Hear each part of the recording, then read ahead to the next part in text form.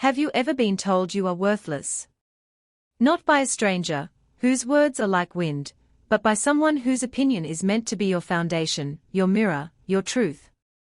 What do you do when the person who gave you life tells you that you deserve none of its rewards? This is the story of Leo, a young man who stood in the shadow of a legacy built from steel and stone, only to be told he was nothing more than dust. The room was cold, not because of the air conditioning that hummed a low, mournful tune, but because of the oppressive weight of expectation. Polished mahogany drank the light, reflecting distorted images of the three people gathered within. There was Clara, Leo's older sister, her posture as sharp and unyielding as the corner of the vast desk. Her black dress was a statement of grief, but her eyes held the glint of victory.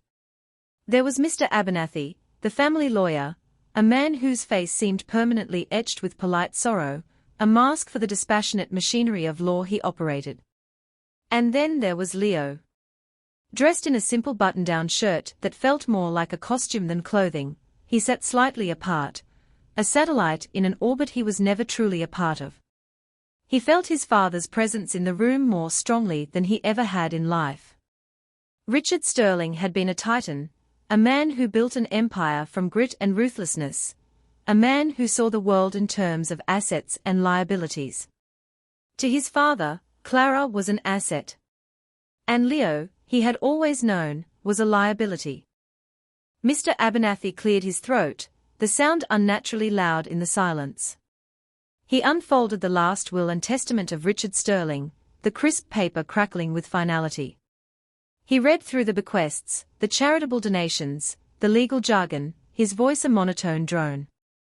Leo barely listened. He already knew what was coming.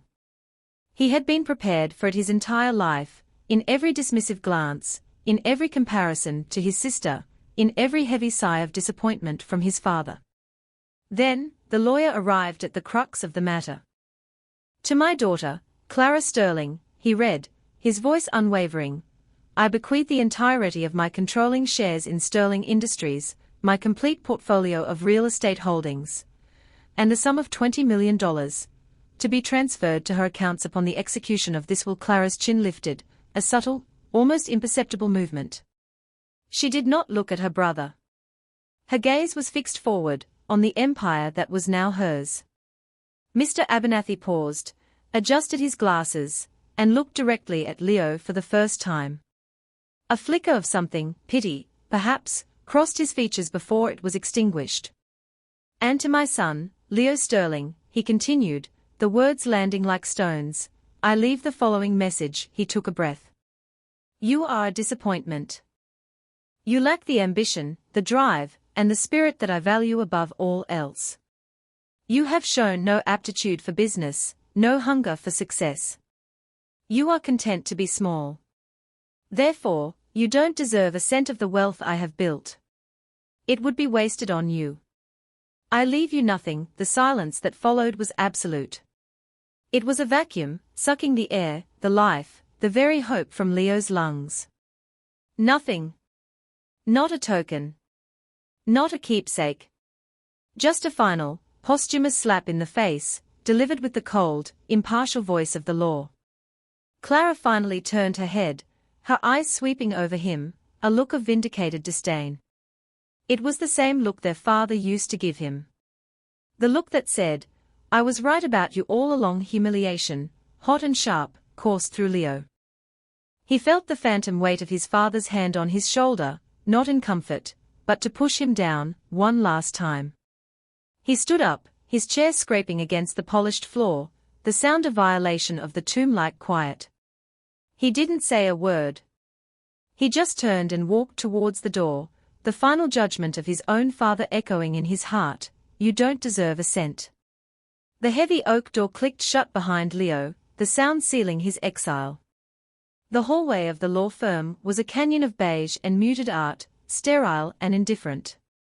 He walked through it, his footsteps silent on the plush carpet, feeling like a ghost haunting a world he no longer belonged to. The shame was a physical cloak, heavy on his shoulders, pulling his head low. In the elevator, he stared at his own reflection in the mirrored walls, a stranger with his father's jawline, but none of his fire. His mother's kind eyes clouded with a sorrow she had also known too well. He wasn't a Sterling anymore, he was just Leo, a name without an anchor. Outside, the city roared on, oblivious to the quiet demolition of a man's worth. He pulled the collar of his simple jacket tighter, a flimsy defense against the world. While Clara was inheriting an empire, Leo was returning to his small apartment, to a life his father had openly scorned. He worked as a facilities manager at a local community youth center, a job Richard Sterling had once called glorified janitorial work. Leo fixed leaky faucets, patched drywall, and mopped floors. But he also mentored kids who came from broken homes, taught them how to repair bicycles, and listened to their stories when no one else would. He found value not in profit margins, but in the flicker of hope he could ignite in a troubled teenager's eyes. This was the core of their disconnect. His father built skyscrapers that cast long shadows, while Leo tried to build up the small lives that were forced to live in them. He didn't want an empire. He just wanted to matter. Back in the boardroom, as Clara was signing documents that solidified her new reign, a man who had been sitting quietly in the corner stood up. He was Arthur Vance, Richard Sterling's oldest friend and original business partner. Arthur was a man weathered by decades of corporate battles, but unlike Richard, he had retained a warmth in his eyes, a sense of perspective that Richard had long since lost. He hadn't said a word during the reading, his expression a careful mask of neutrality. But as he watched Leo leave, his jaw had tightened. It wasn't the disinheritance that bothered him, it was the sheer, unadulterated cruelty of the final message. It was a poisoned dart aimed at a son's heart, and Richard had made sure it hit its mark. Arthur excused himself quietly, his movements full of a purpose that contrasted with the celebratory, yet tense, atmosphere now filling the room. He bypassed the elevator, taking the stairs two at a time, his mind racing. He had known Richard for 50 years. He knew the man's brilliance, his ambition, and his deep, cavernous flaws.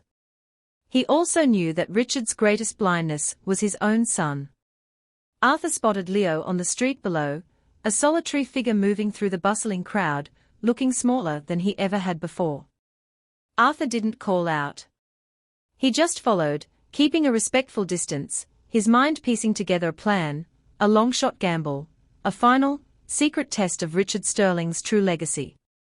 It was a legacy that had nothing to do with $20 million.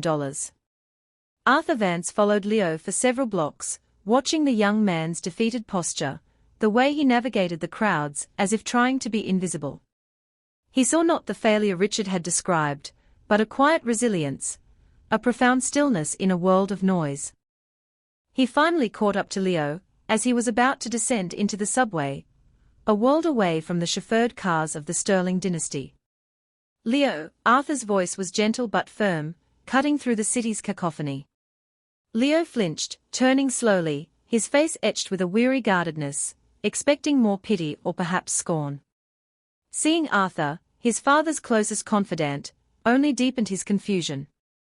"Mr. Vance," he said, his voice raspy. "I'm sorry you had to witness that." Arthur shook his head, dismissing the apology. "I've witnessed your father do far worse for far less reason, son. What I witnessed today was a tragedy, but perhaps not the one you think." He gestured to a nearby coffee shop, a small, unassuming place. "Walk with me. There's something you need to know." Inside, over the hiss of an espresso machine, Arthur leaned forward, his gaze intense. He didn't offer platitudes or condolences. He offered a story. "Your father and I started with nothing," he began, "just a rusty toolbox and an idea. But Richard was obsessed with perfection. Not just in his work, but in his legacy.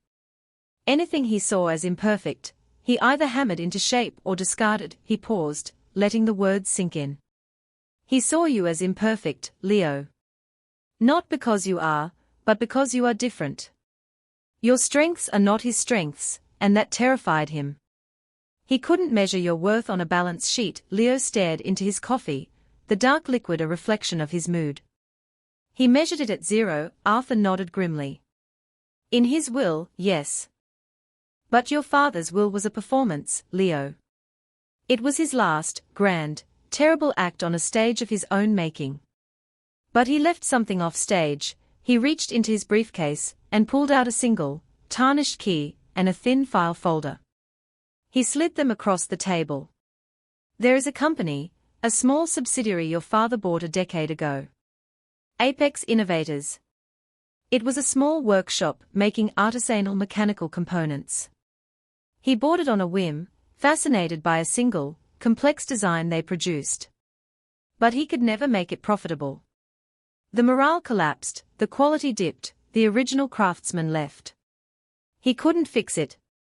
For a man like Richard Sterling, an unsolved problem was a personal failure, an insult. He buried it, hid it from the books, left it to rot. Arthur leaned in closer, his voice dropping to a near whisper. It's worthless. So worthless, it wasn't even mentioned in the will. Legally, it's a ghost. But it's the one thing your father couldn't conquer. He pushed the key towards Leo. He said you were a failure. He said you had no drive. He left you with nothing. I'm offering you less than nothing. I'm offering you his greatest failure. The offer hung in the air, audacious and absurd. What do you want me to do with it? Leo asked, his voice barely audible. Prove him wrong, Arthur said, his eyes blazing with a sudden fire. Go there. See the problem. And solve it. I've arranged a small stipend from a personal account, enough to live on for 3 months. After that, you're on your own. Your father's final words were that you don't deserve a cent. He was wrong. Go earn your worth, not in his currency, but in your own. The next morning, Leo stood before the address Arthur had given him. It wasn't a sleek corporate tower, but a low-slung brick building in a forgotten industrial park on the edge of the city. The sign above the door was faded, the words Apex Innovators barely legible beneath years of grime and weather. A chain and a rusted padlock secured the entrance. The key Arthur had given him felt heavy and cold in his hand. It was the key to a tomb, a monument to his father's failure. For a moment, doubt washed over him. What was he doing here? He wasn't a businessman. He was a janitor, a handyman.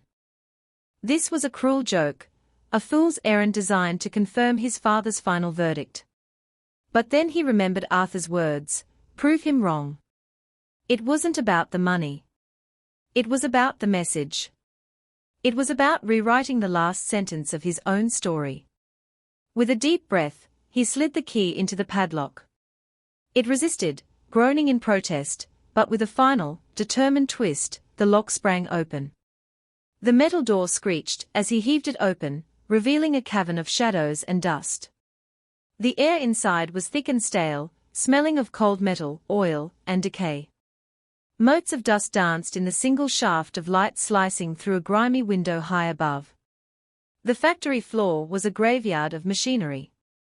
Hulking metal presses stood silent, draped in canvas shrouds like sleeping giants. Workbenches were littered with forgotten tools and half-finished components, frozen in time. It was chaos, but a quiet, orderly chaos.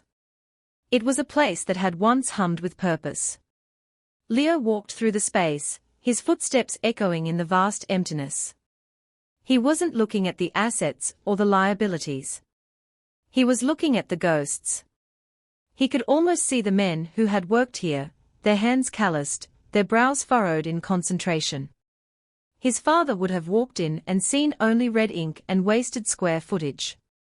Leo saw something else. He saw a story of pride and passion that had been snuffed out. He found the main office, a small glass-walled room overlooking the floor. The desk was covered in a thick layer of dust. On it lay a single, intricate metal object, a beautiful, complex gearwork assembly that seemed more like a piece of art than a machine part. This must have been it. The design that had fascinated his father. Beside it was a stack of termination letters, all signed with his father's impersonal, slashing signature. He spent the rest of the day not with ledgers, but with a broom and a bucket. He swept the floors, wiped down the workbenches, and organized the scattered tools. He felt a strange sense of purpose in the simple, physical act of bringing order to the chaos. As he worked, two old men appeared at the doorway, drawn by the light and the noise. They were the last of the skeleton crew Arthur had mentioned, kept on a meager retainer to prevent looting. One was named Sam, a former foreman with hands as gnarled as old roots, and the other was Miguel, a machinist whose eyes still held a spark of the artisan he once was. They looked at Leo with deep suspicion. "Who are you?" Sam asked, his voice rough. "Another suit from Sterling, here to sell the last of the scrap." Leo put down his broom and walked towards them, wiping his hands on his jeans. "My name is Leo," he said simply. "Richard Sterling was my father." The men's faces hardened. "We know who he was," Miguel said, his tone laced with bitterness. "He destroyed this place." Leo met their gaze without flinching. "I know," he said. "And I'm not here to sell anything. I'm here to see if it can be fixed." The first few weeks were a battle against neglect. Leo, Sam, and Miguel worked side by side, their initial suspicions slowly melting into a shared, unspoken mission. They weren't just cleaning a factory, they were performing an archaeological dig, unearthing the soul of the place from beneath the rubble of his father's management style. Leo learned that his father had tried to run Apex like his other factories, demanding faster output, cutting costs, and replacing skilled labor with automated processes wherever possible. But Apex wasn't about mass production. The intricate components they made required a human touch, an intuition that no machine could replicate. Richard Sterling, a man who trusted only numbers, had tried to quantify the unquantifiable, and in doing so, had broken the spirit of the workshop. While Leo cleaned and repaired the physical space, he also listened. He spent hours with Sam and Miguel, asking them about the old days, about the original owner, about the techniques they used. They spoke of a collaborative environment, a place where innovation came from the machinists on the floor, not from memos sent down from an office. His father had silenced that collaboration, demanding they follow his rigid, inefficient protocols. One afternoon, Clara's sleek, black car pulled up outside, a dark jewel parked in the grimy landscape of the industrial park. She stepped out, her expensive heels clicking on the cracked asphalt, her expression a mask of bored amusement. She found Leo not in the office, but on the factory floor, his hands black with grease, working with Miguel to recalibrate a complex lathe. She didn't bother to hide her disdain. "Well, well," she said, her voice echoing in the vast space. "Look at you. Playing with your little toys in your little sandbox." Leo straightened up, wiping his hands on a rag. "Clara. What do you want?" "I was just in the area," she lied smoothly, closing a deal for a new logistics hub. "A real deal, worth millions. I thought I'd stop by and see what less than nothing looks like. It's even more pathetic than I imagined." She gestured around the half-clean, half-derelict factory. "Father was right about you. You're drawn to failure like a moth to a flame. He gives you a multi-billion-dollar empire," she said, pointing to herself, "and he gives you his scrap heap," she pointed at him. "And somehow, you both end up exactly where you belong." Her words were designed to be daggers, and they were sharp. The old wound of his father's rejection throbbed. But something had changed in Leo. Standing here, covered in the honest dirt of real work, surrounded by the quiet dignity of the machines and the wary respect of the two old craftsmen, her world of real deals and empires felt distant and hollow. "Maybe you're right, Clara," he said, his voice calm and steady, which seemed to annoy her more than any angry retort would have. "Maybe this is exactly where I belong." "Enjoy your dirt," she scoffed, turning on her heel. "Just don't come crying to me when you run this place into the ground, just like everyone knew you would." As her car sped away, kicking up dust, Miguel looked at Leo. "She's her father's daughter," he said quietly. Sam nodded in agreement. "All steel, no heart." Leo looked from the retreating car back to the lathe. Clara's visit, meant to humiliate him, had the opposite effect. It crystallized his purpose. His father and sister saw this place as dirt, as scrap, as a symbol of failure. He was beginning to see it as a seed. A seed that had been buried in frozen ground, just waiting for a little warmth to grow. The encounter with Clara, far from discouraging Leo, ignited a quiet fire within him. Her cynicism was a reflection of his father's, a worldview that saw value only in dominance and profit. Leo was determined to prove that another kind of value existed, one built on respect, collaboration, and human ingenuity. He shifted his focus from cleaning to understanding. The central problem, the one his father could never solve, was the production of the flagship component, the intricate gearwork assembly he'd found on the office desk. Under his father's top-down management, the defect rate had soared to over 70%, making it commercially non-viable. His father's solution was to blame the craftsman and tighten controls, which only made things worse. Leo took a different approach. He gathered Sam and Miguel in the now-clean office. "Forget everything my father told you to do," he said, placing the beautiful, but flawed component on the table between them. "Tell me how you used to make this. Tell me what went wrong." A dam of frustration, built up over years of being ignored, finally broke. Sam and Miguel talked for hours. They described a delicate, multi-stage process that relied on the feel of the metal, the sound of the machines, and a series of minute adjustments that couldn't be written down in a manual. Richard Sterling had dismissed their artisanal nonsense and forced them to adopt a standardized, one-size-fits-all procedure that ignored the unique properties of the alloys they used.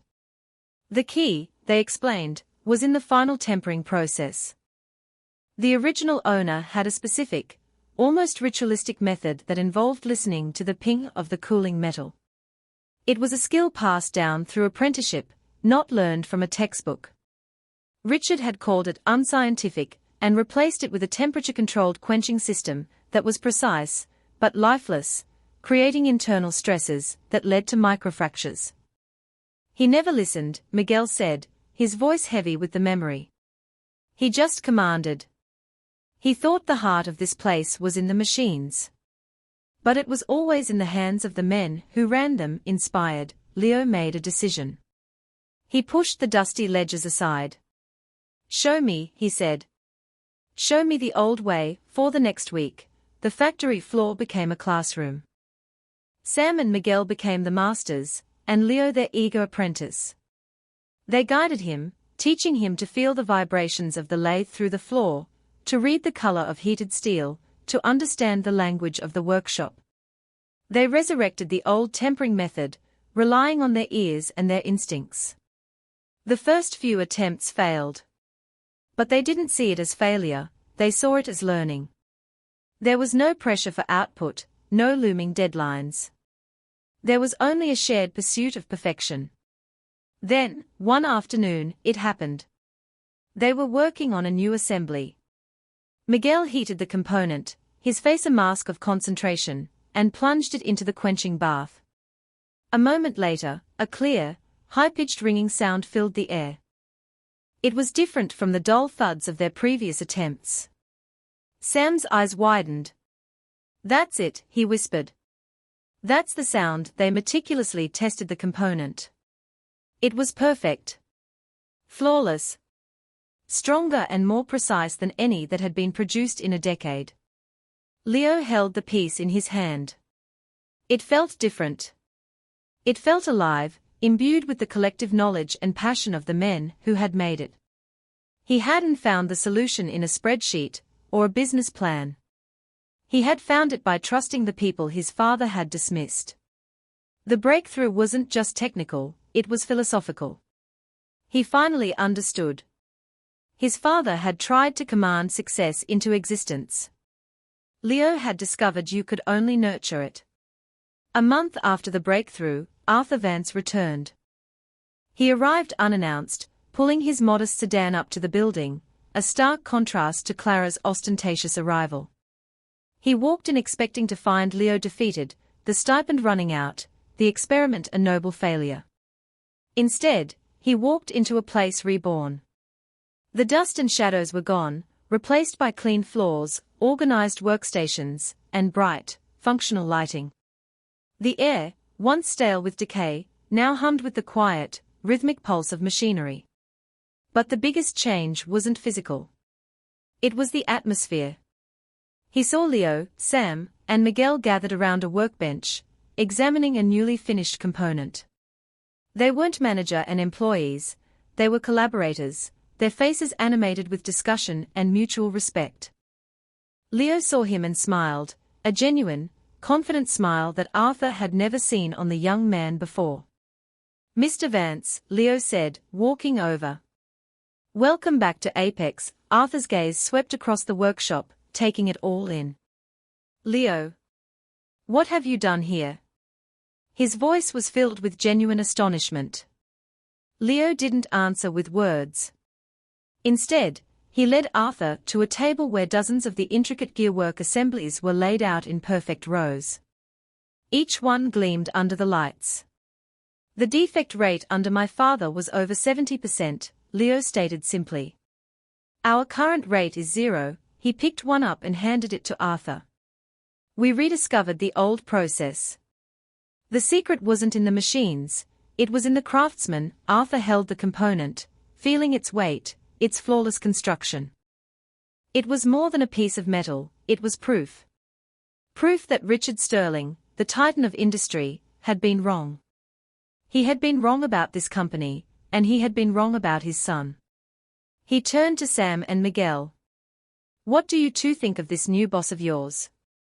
Sam, a man not given to easy praise, looked at Leo and then back at Arthur. "He's not a boss," Sam said, his voice gruff with emotion. "He's a leader. He didn't come in here telling us what to do. He came in here and asked us what we knew." Miguel nodded. "Richard Sterling bought our factory, but Leo gave us our pride back. That is something you cannot buy." Arthur was deeply moved. He had facilitated this experiment as a long shot, a way to offer the boy a small measure of dignity. He had never imagined this. Leo hadn't just salvaged a failing company, he had built a community. He had cultivated a culture of excellence by valuing the very human element his father had tried to expunge. He saw now that Leo's weaknesses, his empathy, his quiet nature, his focus on people over profit, were, in fact, his greatest strengths. It was the kind of strength that doesn't build empires of steel and glass, but foundations of loyalty and purpose. "Your father," Arthur said, his voice thick with revelation, "spent his entire life searching for value. He looked for it in stock prices and acquisitions. He never would have thought to look for it here." He looked from the perfect components to Leo's face. "You haven't just proven him wrong, Leo. You've honored the best parts of him, the parts he himself forgot. You've solved the problem." The look on Arthur's face was one of profound respect. For the first time, Leo felt a sense of validation that was pure and whole, untainted by his father's shadow. He hadn't inherited an empire, but he had forged something far more valuable, his own worth. Armed with the flawless components and the testimony of the revitalized workshop, Arthur Vance knew what he had to do. This was bigger than a small, forgotten factory. This was a lesson, a paradigm shift that the entire Sterling Industries needed to witness. He used his remaining influence, as a founding partner, and a significant minority shareholder, to call an emergency meeting of the board. Clara, now firmly seated in her father's chair as CEO, accepted the meeting request with an air of annoyed curiosity. She assumed Arthur was coming to plead for a bailout for Leo's charity project. The boardroom was the same cold, mahogany-lined space where the will had been read. The faces around the table were the same ones who had watched Leo's humiliation in silence, cynical, bottom-line-driven executives who had learned their trade at the feet of Richard Sterling. Clara began the meeting with brisk impatience.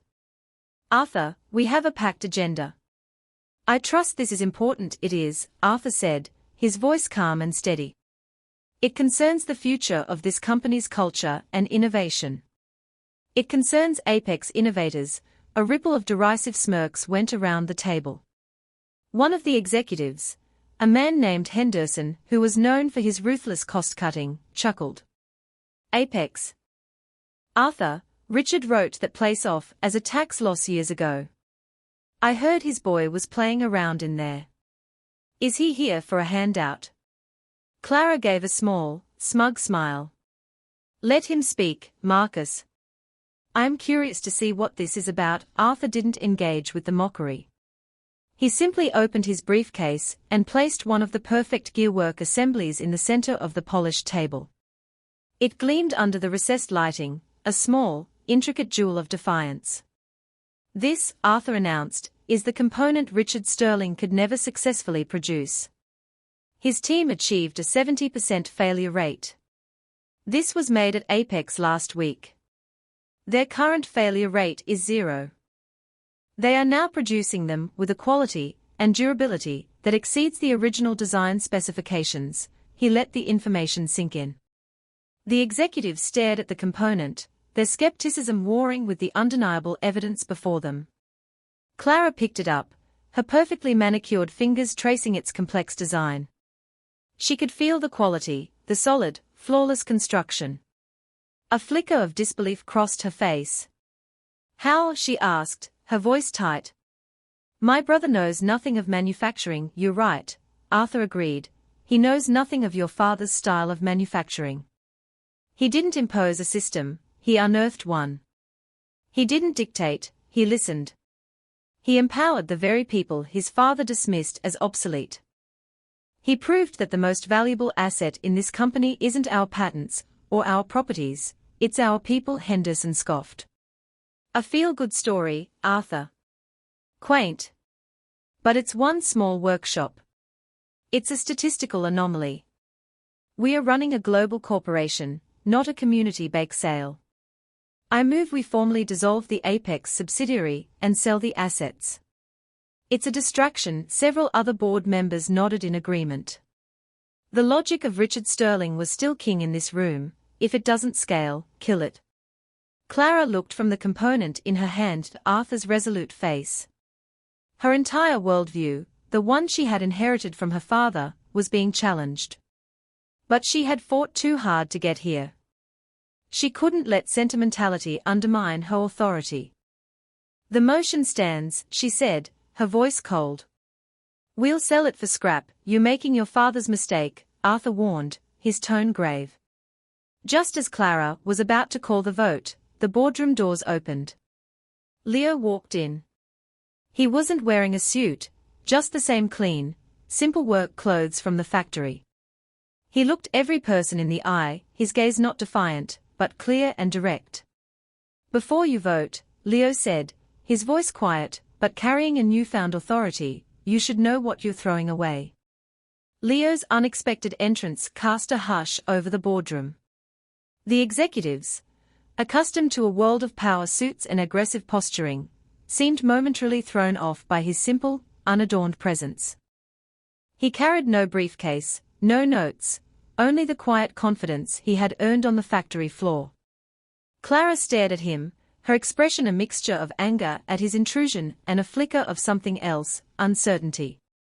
You are not welcome here, Leo, she said, her voice like ice. This is a closed meeting. He is here at my invitation, Arthur Vance stated firmly, standing beside Leo, a bulwark of support. He has more right to speak on this matter than anyone in this room. Leo walked slowly towards the head of the table, his eyes never leaving his sister's. He didn't speak of profit margins or logistical efficiencies. He didn't use the language of their world. He used his own. For 10 years, he began, his voice resonating with an earnest power, this company, under my father's direction, tried to solve a problem at Apex. They brought in consultants, engineers, new machines. They wrote reports and implemented protocols. And every single one of them failed. He gestured to the flawless component still sitting on the table. We solved it in a month. Do you know how? We didn't look at it as a problem with a machine. We saw it as a problem with a soul. The soul of that workshop had been crushed. We just gave it a reason to breathe again. Henderson rolled his eyes. Oh, for heaven's sake. The soul of a workshop. We are a publicly traded company. This is embarrassing. Leo turned his calm gaze on him. You see embarrassment. I see a model. You see a dying workshop. I see Sam and Miguel, men with 40 years of knowledge that you were ready to throw away like garbage. My father thought the only thing of value was what he built. He was wrong. The real value is in what we build together. The potential you're so quick to discard isn't just in Apex. How many other Sams and Miguels are there in this company, whose ideas are being ignored, whose spirits are being crushed by top-down directives that look good on paper, but kill the very passion that drives innovation? His words hung in the air, a direct challenge to the entire corporate philosophy of Sterling Industries. He had exposed the rot beneath the polished surface. Clara was about to gavel the discussion to a close, to dismiss her brother's naive idealism once and for all, when Arthur Vance held up a hand. There's one more thing, he said, his voice dropping, commanding the room's attention. He pulled a sealed envelope from his jacket pocket. It was old, the paper yellowed with age. Richard left me this letter years ago, with strict instructions to open it only under specific circumstances. I believe this is that moment. He carefully broke the seal. The room was silent. It concerns Apex, Arthur said, then began to read Richard Sterling's own words aloud. Arthur, if you are reading this, it means I am gone, and the problem of Apex remains. It is my greatest shame. Not the financial loss, that is nothing. My shame is that I failed to understand it. I, who could bend markets and men to my will, could not make one small, beautiful thing work. I see the passion in the original design, a perfection I could only admire, never replicate. I suspect the answer is not in my methods. My way is all force and leverage, but this requires something else. Something I do not possess. Perhaps it requires a different kind of strength, one I have long dismissed as weakness. Arthur paused, looking directly at Leo, then at Clara. He continued reading. My son, Leo. He is a constant source of frustration to me. He does not have my fire. But he has a quietness, a way of seeing people that I do not. I have been hard on him. Perhaps my final act will be my cruelest, and my kindest. I will leave him with nothing but this failure. If he walks away, he is what I always feared. But if he takes this pile of rust and forgotten pride and somehow makes it whole again, then he will have proven he possesses the one thing I never could. He will have earned a legacy far greater than my money. He will have proven that his way has value. And he will have saved a small piece of my soul. The final words of Richard Sterling's letter fell into a chasm of stunned silence. The air in the boardroom, once charged with cynicism and aggression, was now thick with revelation. The mask of Henderson, the ruthless executive, had slipped, revealing a man utterly bewildered. The other board members shifted uncomfortably in their leather chairs, their world of predictable numbers and clear hierarchies turned upside down. But the most profound change was in Clara. The icy armor she had worn her entire life, forged in the crucible of her father's expectations, began to crack. She stared at the letter in Arthur's hand, then at her brother, who stood not in triumph, but in a quiet, solemn vindication. Her father's will had not been a simple declaration of favor, it was a complex, desperate, and deeply flawed test. A final, convoluted plea from a man who could not speak the language of love, only the language of challenge. He hadn't just disinherited Leo, he had given him the one problem he couldn't solve himself, a secret offering of his own vulnerability. The $20 million and the empire she had inherited suddenly felt hollow. Her inheritance was a monument to her father's strengths, but Leo's was a testament to his secret hope, a chance to redeem his greatest weakness. For the first time, she saw her brother not as the soft, aimless disappointment, but as the one person who possessed the quality their father secretly admired but could never attain. Leo's gaze met hers across the table.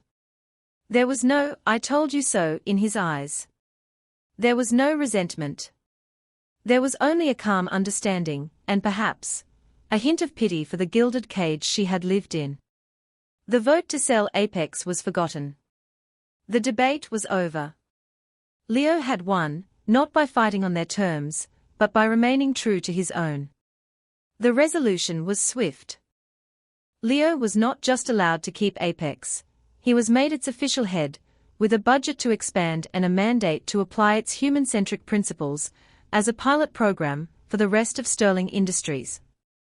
Arthur Vance looked on, a proud mentor, as Leo formally accepted the position.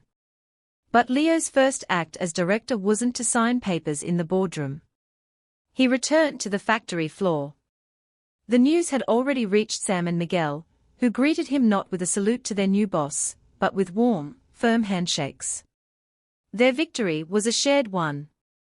The final scene is not of Leo behind a large mahogany desk, but of him standing at a workbench, his sleeves rolled up, listening intently as a young, new apprentice explains an idea.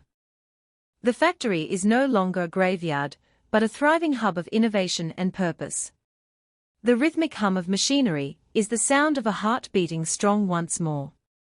The sunlight, streaming through windows now clean and clear, illuminates the space with a warm, hopeful glow. His inheritance was never about the money. It was about the opportunity to prove that worth is not something you are given, but something you build. It's not measured in stock prices or assets, but in the lives you touch, the potential you unlock in others, and the pride you restore to forgotten corners of the world. So, let me ask you again, what does it mean to be worthy? It means finding your own strength, even if the world tells you it's a weakness. It means seeing value where others see none. It means understanding that the greatest legacy you can leave is not what you own, but what you nurture. Share this story with someone who needs to be reminded that their true value can't be found on a balance sheet.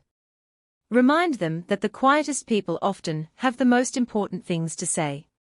And never, ever let anyone else write the final sentence of your story.